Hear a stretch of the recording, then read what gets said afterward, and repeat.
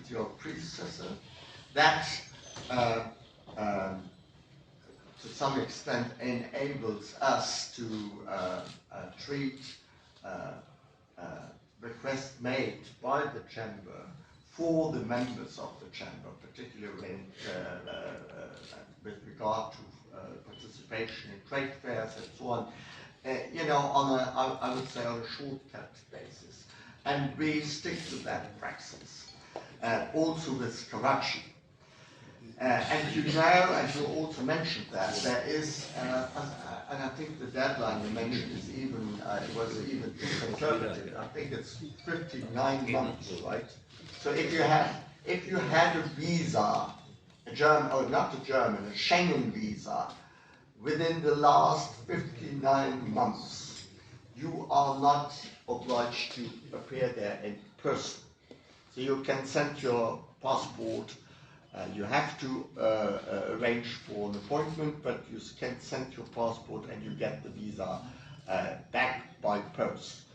But that is 59, roughly 5 years. So if you had a Schengen visa and the biometrics are available in the Schengen system, you do not need to go there in person. If you had not, then of course you have to go to corruption, unfortunately, because you have to do the biometrics, and we can't do it in Islamabad for the moment.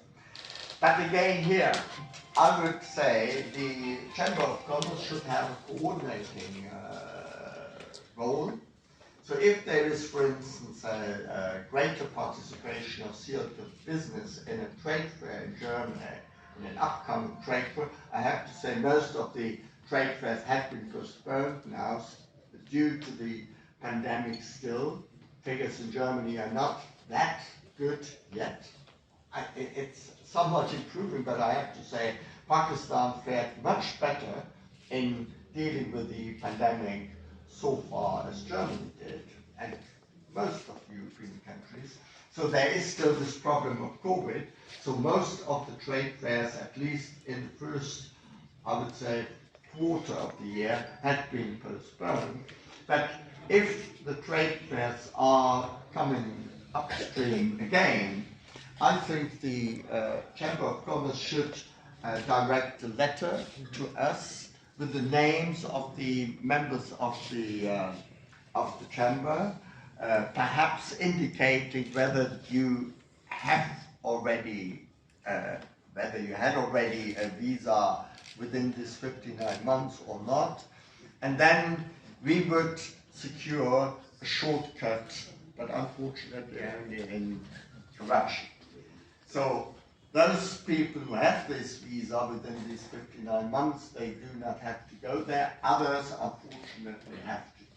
But for the moment, I cannot give you any, let's say, alleviation here, because I simply don't know how to do it, because the visa section simply is not working anymore, cannot be working in Islamabad. But I hope we can, so to say, navigate through the next months on that basis. So do not hesitate to contact, I think best coordinated through the leadership of the Chamber of Commerce with our commercial advisor, Christian Böttcher. He is always available, particularly for the Sialkot Chamber of Commerce.